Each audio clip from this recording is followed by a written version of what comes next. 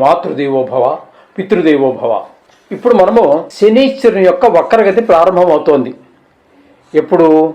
July 27న ప్రారంభమై August, September, October, November, December 9వ తారీఖు వరకు కూడా వక్రగతిలోనే సంచారం చేస్తూ ఉన్నారు. అర్థమైంది కదండి. ఈయన ఇప్పుడు ప్రస్తుతం మీనరాశిలో ఉన్నారు. ఆ మీనరాశిలో ఉండి వక్రగతి ప్రారంభమయ్యి సుమారుగా 136 రోజులు, అంటే 4 నెలలు, 4 3 12, 4 నెలలు ఏమండి, 16 రోజులు. అంటే ఒకరోజు కొన్ని నెలల్లో 31 రోజులు ఉండొచ్చు, కొన్ని నెలల్లో 30 రోజులే ఉండొచ్చు. ఏదేమైనా మనం రోజులు లెక్క పెట్టుకోవడమే బెటర్. 136 రోజులు వక్రగతిలో సంచారం చేస్తూ ఉన్నారు. ఈ వక్రగతి సంచారం వలన చాలామంది మన యూట్యూబర్స్ అడిగారు, కొంతమంది ఈ మన జాతకం మీద ఎక్కువ దృష్టి పెట్టి చూసేటటువంటి వారు కూడా వక్రగతి వల్ల వచ్చేటటువంటి ఫలితం ఏంటి అని చెప్పేసి, చెడు ఫలితం వస్తుందా మంచి ఫలితం వస్తుందా అని చెప్పి చాలా మంది దగ్గర నుంచి వందలాది ఫోన్లు రిసీవ్ చేసుకున్నాను. దాని గురించి ఈ యొక్క వీడియో చేయాలనిపించింది, చేస్తున్నాను. కొంచెం జాగ్రత్తగా వినండి. ఇది కేవలము యూట్యూబ్లో మా ఛానల్ అనుకరించే వాళ్ళే కాకుండా కొంతమంది జ్యోతిష్యులకు కూడా ఉపయోగపడవచ్చు అని నా అభిప్రాయం. అది ఉపయోగపడితే చాలా సంతోషం కూడా. కాబట్టి ఇది కొంచెం జాగ్రత్తగా వినవలసినటువంటి విషయం. ఇక్కడ ఈయన మొత్తం మీద 136 రోజులు సంచారం చేస్తున్నారు.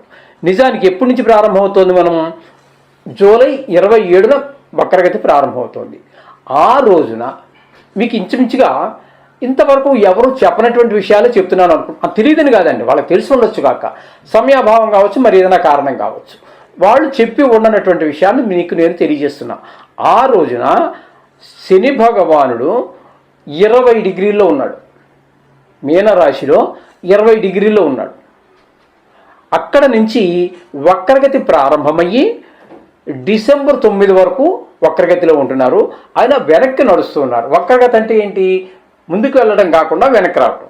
అలా వచ్చి ఎక్కడి వరకు అంటే డిసెంబర్ 9వ తారీఖు వరకు. అక్కడికి వచ్చినప్పటికి 20 డిగ్రీల్లో ఉన్నాడని మొదట మనం చెప్పుకున్నాము కదా. ఆ 20 డిగ్రీ నుంచి 13 డిగ్రీల్లోకి వస్తున్నారు. అంటే ఇవన్నీ ముందు నడుచుకుని వెళ్ళిపోయారు ఆయన. ఈ 13 డిగ్రీ నుంచి అలా ముందుకు వెళ్ళిపోయి 20 దగ్గరకు వెళ్ళారు. ఆ వెళ్ళినటువంటి ఆయన మళ్ళీ వక్రగతి కారణంగా, అంటే నిజానికి వక్రగతి అంటూ ఉండదు, అది మనకి కనిపించే విధానం. ఎందుకంటే ఒక్కొక్క గ్రహానికి ఒక్కొక్క ఓర్బిట్ ఉంటుంది కాబట్టి ఆ ఓర్బిట్లో తిరిగినప్పుడు చిన్న ఓర్బిట్ ఉన్న గ్రహం త్వరగా ముందుకు వెళ్తుంది కాబట్టి ఇది వెనక్కి వెళ్ళినట్టు కనిపిస్తుంది. కానీ నిజానికి ఏ గ్రహానికి కూడా వక్రగతి అనేది రాహుకేతువులు తప్పితే దేనికి లేదు. కాబట్టి ఇక్కడ శనీశ్వరుడికి వక్రగతి లేదు, కానీ వెనక్కి వస్తున్నట్టుగా మనకు కనబడుతుంది. కాబట్టి ఫలితాల్లో కూడా మార్పులు ఉంటాయి. ఎంతవరకు ఉంటాయి ఫలితాల్లో మార్పులు అన్నట్టయితే, 13 డిగ్రీల నుంచి 20 డిగ్రీల వరకు వెళ్ళాడు కదండి. ఈ ఫలితాలన్నీ అతని అనుభవంలోకి వచ్చేసాయి. ఏ జాతకుడైతే ఉన్నాడో ఆ జాతకుడికి శని ప్రభావం వల్ల వచ్చినటువంటి ఫలితాలు మంచి కావచ్చు, చెడ్డ కావచ్చు, అనుభవంలోకి వచ్చాయి. కానీ ఇప్పుడు 20 నుంచి మళ్ళీ 13కి వెనక్కి వస్తున్నాడు కాబట్టి ఈ అనుభవించినటువంటి అనుభవాలు ఏవైతే ఉన్నాయో అవి మరలా పునరావృతం అవుతాయి. అయితే ఇక్కడ చాలామంది, నేను యూట్యూబ్లో విన్నాను, చాలామంది చెప్పినటువంటి విషయం ఏంటంటే, వక్రగతి ఉన్నట్టయితే వెమ్మటే ఇంకా ఆలోచించలేదు, వెనక రాశి యొక్క ఫలితాలను చెప్పేస్తున్నారు. అది కరెక్ట్ కాదు. కరెక్టే ఒక రకంగా. ఎలాగా? ఆయన కనుక 13 కూడా కాకుండా ఇంకా వెనక్కి వచ్చి కుంభరాశిలోనికి కుంభరాశిలోనికి మరలా ప్రవేశిస్తే రాశి మారుతోంది, అప్పుడు ఫలితాలు మారుతాయి. ఇప్పుడు 20 దగ్గర ఉన్నది, 13 డిగ్రీలు, 20 డిగ్రీలు ఇవన్నీ కూడా మీనరాశిలోనే ఉన్నాయి కాబట్టి ఫలితం మారేటటువంటి అవకాశం లేదు. కొన్ని సందర్భాల్లో మారుతుంది. ఆయనతో పాటుగా అదే మీనరాశిలో శనితో పాటుగా ఉన్నటువంటి గ్రహాలు ఏవైతే ఉన్నాయో ఆ గ్రహాల యొక్క ఫలితాలు కూడా కొద్దిగా కొద్దిగా మారే అవకాశం, అది కూడా రాశి మారలేదు కాబట్టి ఆ డిగ్రీల్లో వచ్చేటటువంటి తేడాను బట్టి కొంచెం మారే అవకాశం ఉంటుంది. ఆయనతో ఇప్పుడు ప్రస్తుతం ఇక్కడ శనితో పాటుగా మరొక గ్రహం ఏదీ లేదు కాబట్టి దాని గురించి మనం చర్చించవలసినటువంటి అవకాశం కూడా ఏమీ లేదు. ఇది శని యొక్క వక్రగతి, దానివల్ల వచ్చే ఫలితాలు. యాజ్ ఇట్ ఈజ్గా ఎలాగైతే ఉందో అలాగే శని మీనరాశిలో ఉన్నప్పుడు ఇచ్చేటటువంటి ఫలితాలనే మనం చెప్పుకోవాలి. నో డౌట్, మీకు ఏ విధమైన అనుమానము అక్కర్లేదు. అర్థమైంది కదండి. అందుచేత శని భగవానుడి ఫలితాలు మామూలుగా ఉన్నప్పుడు ఏ ఫలితాలు అయితే ఉన్నాయో అవే ఫలితాలనే మనం చెప్పుకుంటున్నాం. ఆయనతో పాటు ఏ గ్రహము లేదు. కానీ మీకు పునరావృతం అవుతున్నాయి. 13లో ఉన్నప్పుడు, డిగ్రీలో ఉన్నప్పుడు ఏ అనుభవాలు ఉన్నాయో 20లోకి వచ్చాక అవన్నీ మీకు అనుభవంలోకి వచ్చేసాయి. కానీ మళ్ళీ ఆ అనుభవాలు పునరావృతం అవుతున్నాయి. ఇది గుర్తుపెట్టుకోండి. ఓకే. సింహరాశి వారికి శని యొక్క వక్రగతి వలన ఏ విధమైన ఫలితాలు కలుగుతాయి అనేటటువంటిది మనం సశాస్త్రీయంగా తెలుసుకునేటువంటి ప్రయత్నం చేద్దాము. శాస్త్రాన్ని మించి ఒక్క మాట చెప్పడం జరగదు. శాస్త్రంలో చెప్పబడినవి చాలా వరకు, ఎందుకంటే సమయం ఒకటి ఉంది కదండి, సమయం చాలదు కాబట్టి కొన్ని విషయాలు పక్కన పెట్టినప్పటికీ మ్యాక్సిమం ఇంపార్టెంట్ అనేటువంటి విషయాలు చెప్పడమే జరుగుతుంది. దానికోసమే మా ఛానల్ ఉన్నటువంటిది. కాబట్టి ఇది మీరు తప్పకుండా చూడండి, మీకే విషయం అర్థమవుతుంది. సబ్స్క్రైబ్ చేసుకోండి, ఫాలో అవ్వండి. ఓకే. ఇక్కడ మీకు చెప్పాల్సింది ఏంటంటే, ఈ సింహరాశి వారికి శని భగవానుడు అష్టమ స్థానంలో సంచారం చేస్తున్నారు. అష్టమ స్థానం, అష్టమ శని అని కూడా ఉంటుంది. శని భగవానుడు మామూలుగానే 5 రాసులలో ఉన్నవి 12 రాసులు. ఈ 12 రాసుల్లో 5 రాసుల్లో బాగా హింసిస్తాడండి. ఆయన 3 రాసుల్లో గోచార రీత్యా 3 రాసుల్లో మాత్రమే సుఫలితాలు ఇస్తాడు. ఇక 5 మిగతా 9లోనూ బాధిస్తాడు. కానీ అందులో ప్రత్యేకంగా 5 రాసులను మాత్రం విపరీతంగా బాధిస్తాడు. అంటే మన చేసినటువంటి కర్మ పరిపక్వం అవుతుందన్నమాట. ఆ అనుభవిస్తే అది తీరిపోతుంది. నేను మీకు 100 రూపాయలు ఇవ్వాలండి, 100 రూపాయలు ఇచ్చేస్తే మీ గొడవ వదిలిపోతుంది కదా. మనం ఆ శిక్ష అనుభవిస్తే దాన్ని పోతుంది. లేకపోతే రేపు మర్నాడు అడుగుతారు, ఎల్లుండి కనబడితే ఎల్లుండి అడుగుతారు, అవతల అడిగితే గల్లా కొట్టు అడుగుతారు, ఏం చేశారు అబ్బాయి నా వయసులని. అందుచేత అనుభవించడం అనేది, మనం చేసినటువంటి కర్మల్ని అనుభవించడం ద్వారా వాటిని ప్రక్షాళన చేస్తున్నటువంటి మహానుభావుడు ఏకైక గ్రహం శని భగవానుడే. అందుచేత ఇక్కడ మీకు ఈ శని భగవానుడు 5 స్థానం చెప్పుకున్నాం. మనం ఇప్పుడు 5 స్థానాల్లో బాగా మనని శోధిస్తాడు, పరీక్షిస్తాడు. ఏంటవి? అర్ధాష్టమ శని అంటే చంద్రుడి నుంచి గోచార రీత్యా 4వ స్థానంలోను, అలాగే 8వ స్థానం. అర్ధాష్టమం అంటే అష్టమం అంటే 8, 8లో సగం అర్థ 4వ స్థానం, అది సుఖస్థానం అంటారు. ఆ సుఖాలన్నింటినీ దూరం అవుతాయి. ఇక అష్టమ స్థానం అనేటటువంటిది ఆయుస్థానం. ఆయుస్థానంలో ఉన్నప్పుడు శని భగవానుడు ఆయుష్ కారకుడు కూడా. కాబట్టి అక్కడ కూడా చాలా విశేషంగా మన ఇబ్బందులు పెట్టేటువంటి, మనం నా వల్ల అవటం లేదు, ఈ బాధలు తట్టుకోలేకపోతున్నాను అనేటువంటి పరిస్థితులు కూడా వస్తాయి. ఎప్పుడు కొన్ని శుభగ్రహ దృష్టిలు కనుక ఉన్నట్టయితే కొంతవరకు పర్వాలేదు. గురుడో, బుధుడో, లేకపోతే శుక్రుడు, ఇలాంటి కొన్ని శుభగ్రహాల యొక్క దృష్టి ఉంటే కొంతవరకు మనం భరించగలం. కానీ లేకపోతే చాలా జీవితం మీద గట్టు పుట్టేటటువంటి పరిస్థితి వస్తుంటుంది. ఆ విధంగా బాధిస్తూ ఉంటాడు 8లో కూడా.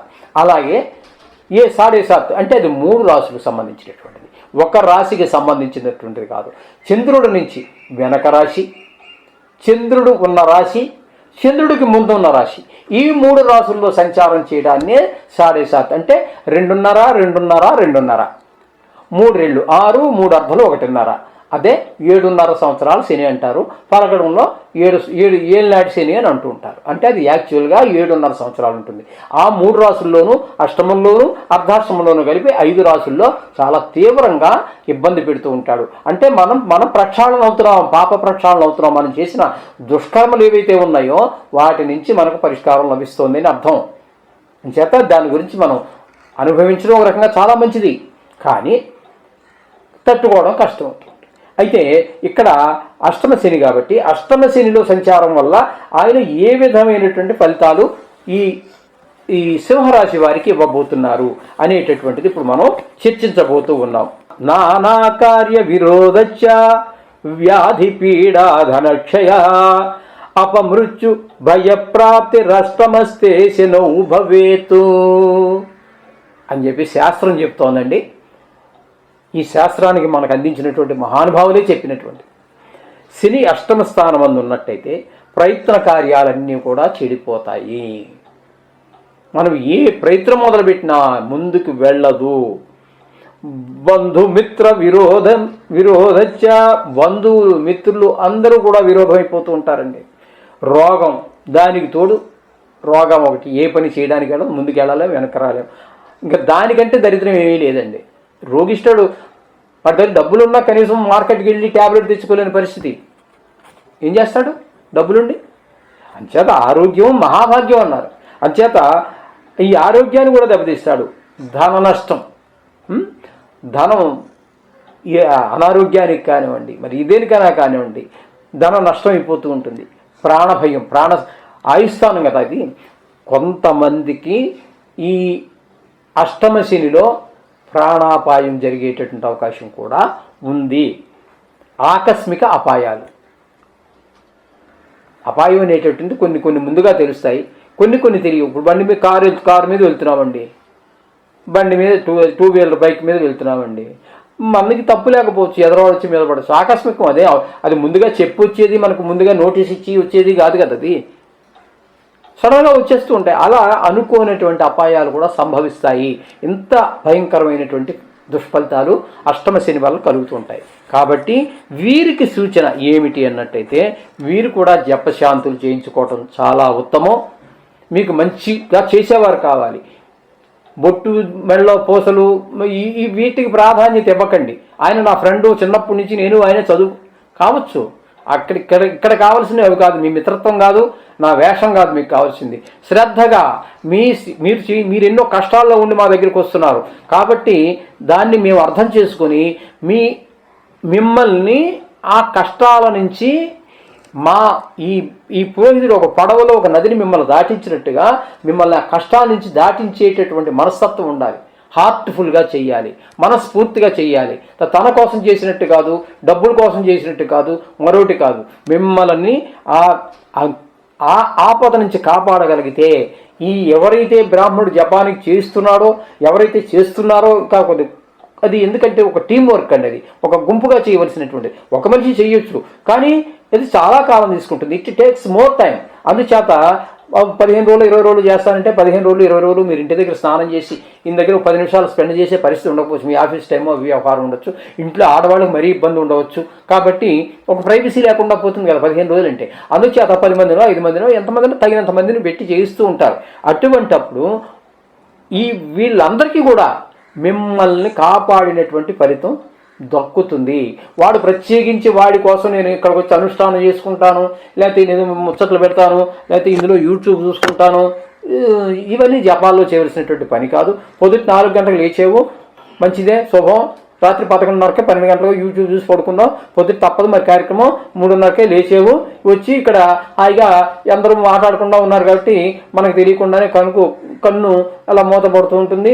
ఎక్కడో కళ్ళకు పోతూ ఉంటావు. ఏదో కొన్ని భయంకరమైన కళ రావచ్చు, కొన్ని నీకు ఆ మహా ఆహ్లాదాన్ని కలిగించేసే కళ రావచ్చు. వీటిని ఆస్వాదించి ఉండడం కాదు నాయన. అక్కడికి వచ్చినటువంటి పని ఏమిటి? నువ్వు జపం చేయడానికి వచ్చావు, అది హార్ట్ఫుల్గా చెయ్యి. ఇంతకంటే పుణ్యం దేవుడి దగ్గరికి నువ్వు వెళ్ళి ఒక ఈశ్వరుడికి అభిషేకం చేసినంత పుణ్యం, లేదా ఏ గుడికి వెళ్తే ఆ గుళ్ళో ఆ దేవతను మనస్ఫూర్తిగా ప్రార్థించినటువంటి ఫలితం ఖచ్చితంగా నీకు కలిగి తీరుతుంది. ఆ మనిషిని కాపాడగలుగుతున్నావు, నువ్వు గట్టెక్కించగలుగుతున్నావు. ఆ ఫలితం కంటే ఈ గుడికి వెళ్ళి చేసిన ఫలితం ఏమి ఎక్కువ కాదు. అది ఈ జపం చేయడం అనేది దానికన్నా తక్కువ కాదు. ఈ జపం నువ్వు వచ్చిన పని నువ్వు పరిపూర్ణంగా నిర్వర్తించగలిగితే అంతకంటే నీ జన్మ ధన్యమైపోయినట్టేనయ్యా. నువ్వేం అశ్వమేధ యాగం చేయలేవు. ఇప్పుడు చేస్తానంటే ఒప్పుకోరు. అశ్వాన్ని చంపేస్తానంటే నువ్వేదో పెద్ద పెద్ద హోమాలు అవి చేయాలంటే లక్షలు కోట్లు కావాలి. అవన్నీ మన వల్ల అయ్యే పనులు కాదు. మనం ఏదో బతకడానికే జపాలు గిప్పాలు చేసుకుంటూ మరి బతుకుతున్నాము. ఇటువంటి పరిస్థితుల్లో తప్పకుండా మీరు జపాన్ని మాత్రం కరెక్ట్గా చెయ్యండి. మీ జన్మ ధన్యమైపోయినట్టే, మీ జన్మ ధన్యమైపోయినట్టే. నాది గ్యారంటీ. శుభం భూయాత్.